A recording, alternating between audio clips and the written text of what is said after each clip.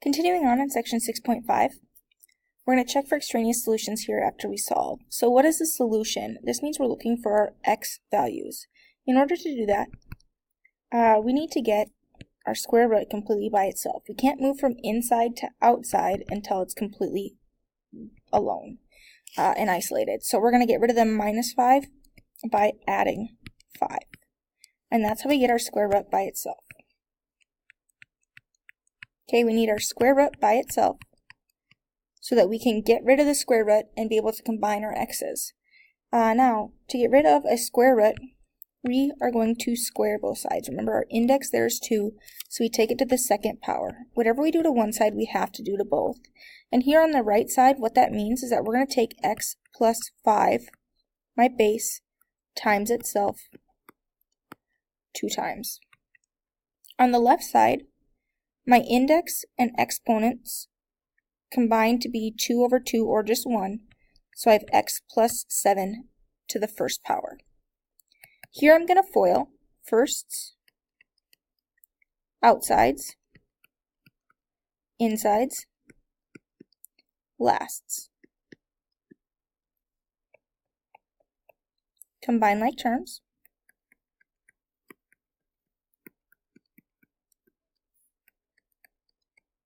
And now we're just going to solve this like it's any quadratic equation. Okay, so I'm going to get it set equal to 0.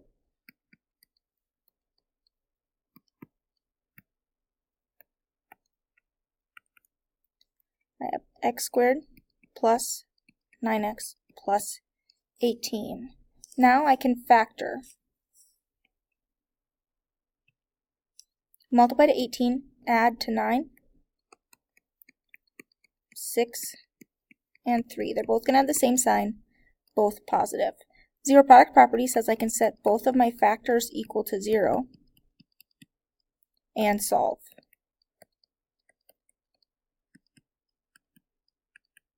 And I get x equals negative 6 and x equals negative 3. But anytime that we have variables and inside our square roots, we need to check for extraneous solutions. So here we're going to have to plug it back in and make sure that both of these solutions work. So I'm going to take the square root with negative 6 plus 7 minus 5 equals x is negative 6. Negative 6 plus 7 is 1. Square root of 1 is 1. Minus 5 gives me negative 4, which does not equal negative 6. So this solution does not work. When I plug in negative 3 plus 7 is 4. Take the square root of it, I get 2. Subtract 5, and I get negative 3 equals negative 3, which checks. So this is our solution. This one is extraneous. Okay, it means that we solved it right, but when we introduced squaring both sides here, it gave us what would have been essentially like a plus or a minus, but here we only wanted the positive. So one of our solutions is extraneous. Sometimes that happens where we have one solution, sometimes both will still work, and occasionally we get no solutions, so be careful there. Feel free to pause here and give this a try if you'd like. First step is to get our square root by itself. We have to be able to get rid of that radical, and in order to do that, I subtract 3. We can't get all of our x's together until they're comparable types of x's. So I need to get them out of my square root, and in order to do that, it has to be by itself, so that when I square both sides, I have 2 over 2 because of my index, and I just get 5x minus 1 to the first power.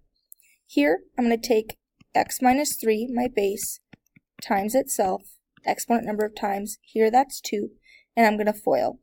Firsts, outsides, insides, and lasts.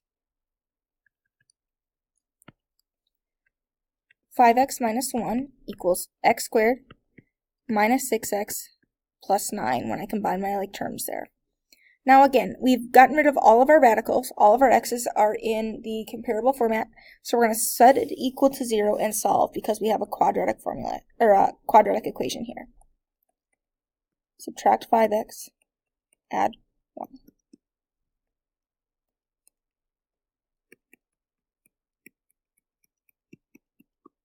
Multiply to 10, add to 11, 10, and 1. Same signs, both negative. Zero product property says we can set those equal to 0, both factors, because that's the only way we can multiply to 0, and solve. I solve on the right by adding 1, and on the left by adding 10. So my solutions here are x equals 10 and x equals 1. Now we have to check for any extraneous solutions by substituting them back in. Square root of 5 times 10 minus 1 plus 3 equals 10. 50 minus 1, 49, square root 7 plus 3 equals 10. That checks. Okay, now we check 1. 5 times 1 minus 1 plus 3 equals 1. 5 times 1, 5 minus 1, 4, square root 2 plus 3 does not equal 1. So this solution does not work. We just have x equals 10. When an equation contains two radical expressions, we have to isolate one of the radicals. Usually we pick the more complex one to start with, and then eliminate it. From there, we're going to simplify and then eliminate the second radical. So it's kind of like doing two problems in one. We have to isolate two different radicals. If I look here, 2x plus 1 is more complex than just an x. So this is what I'm going to isolate first of all. And I do that by adding the square root of x. Just like we did before, we got rid of whatever was on the same side. Add the square root of 2x plus 1 equals 1 plus the square root of x. Now, I have to get rid of my radical on the left side, since it's the only thing there, and I get rid of my square root by squaring. Again, whatever our index is, that's the power we take it to. So if we had a cubed root, we would cube both sides. Here I have 1 plus the square root of x times 1 plus the square root of x. Base times itself, exponent number of times. When I FOIL here, 1 outsides is 1 times the square root of x, or just the square root of x. Inside, square root of x times 1, same thing. And my last, I'm going to take the square root of x times the square root of x, which gives me the square root of x times x. I have a group of x's, those come out, and I have just a 1 left, so all I have is x. We combine our like terms.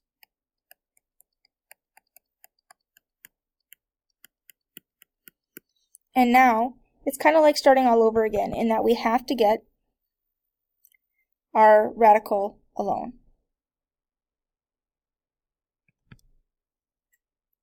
I'm going to subtract an x and subtract a 1. I have x equals 2 square root of x. Now, we can divide by the 2 there if we want to, but that's going to give us fractions. So, divide out any greatest common factors you have, but if you don't have a greatest common factor, leave it as is. I'm going to square both sides to get rid of my radical. I have x squared. Don't forget here that we have to take that squared to both things in our product, both factors. So I take 2 squared, which is 4. Square root of x squared is just x. Again, square root of x times square root of x gives me just an x. Set it equal to 0, because now we just have a quadratic, no more radicals. Factor out what's common. And zero product property again says we can set each factor equal to 0. And solve. So I get x equals 0 and x equals 4. Now we come back up here and check.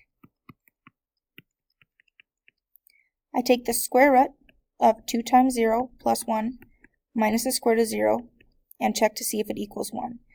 0 plus 1 is 1, square root is 1, square root of 0 is 0, and when I subtract there, 1 works. Now, I check 4. 2 times 4 plus 1 is 9, square root is 3, minus the square root of 4 is 2, equals 1, and that one checks as well. So here, both solutions happen to work. It doesn't always work that way, but here it did. Now, feel free to pause here and give this a try if you'd like.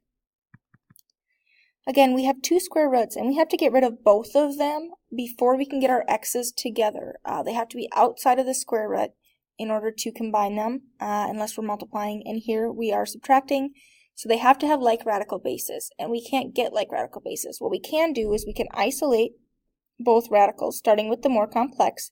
If we look here, the square root of 5x plus 4 is more complex than just an x. So we're going to get that one alone first. And I'm going to do that by moving my second square root, that square root of x, to the other side.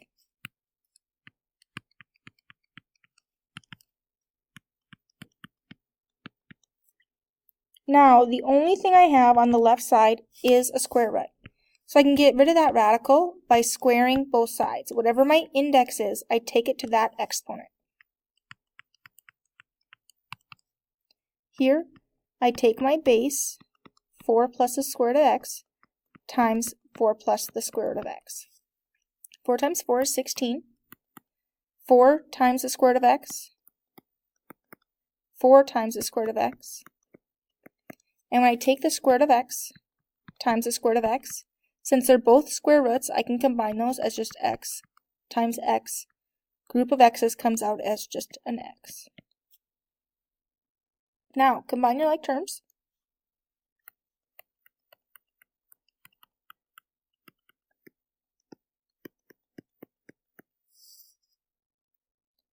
And now we've gotten rid of our first square root. It's as simple as we can get it. We're going to try and get rid of our second square root here.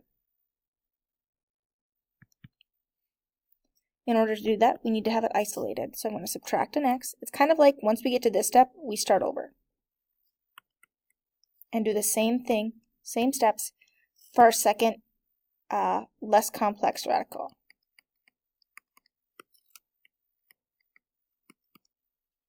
Now, here we have two options.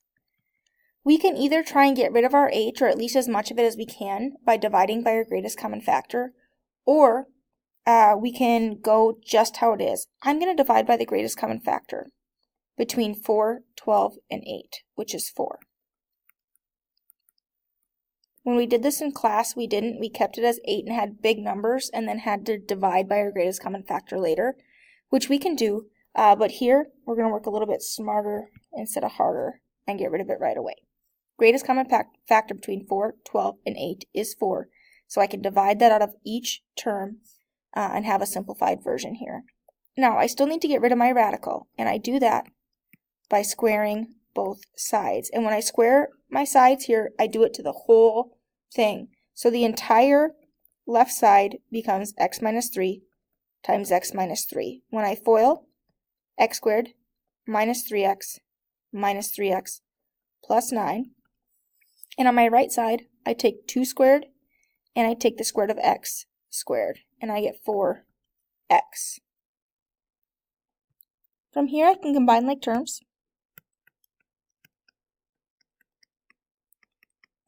And solve, now that both sides are simplified, the same way that we have with quadratics, by setting it equal to 0.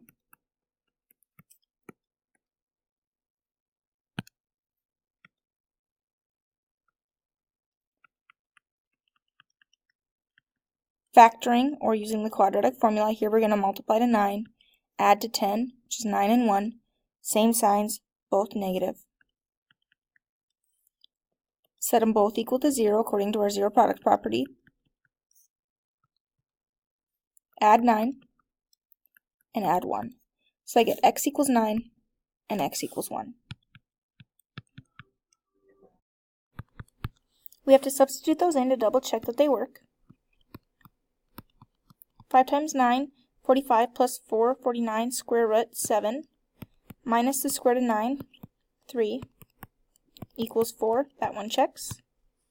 When we plug in 1, 5 times 1 plus 4 is 9, square root is 3. Square root of 1 is 1. Does not equal 4. So 1 does not work. And here's the recap for section 6.5. That's all I have.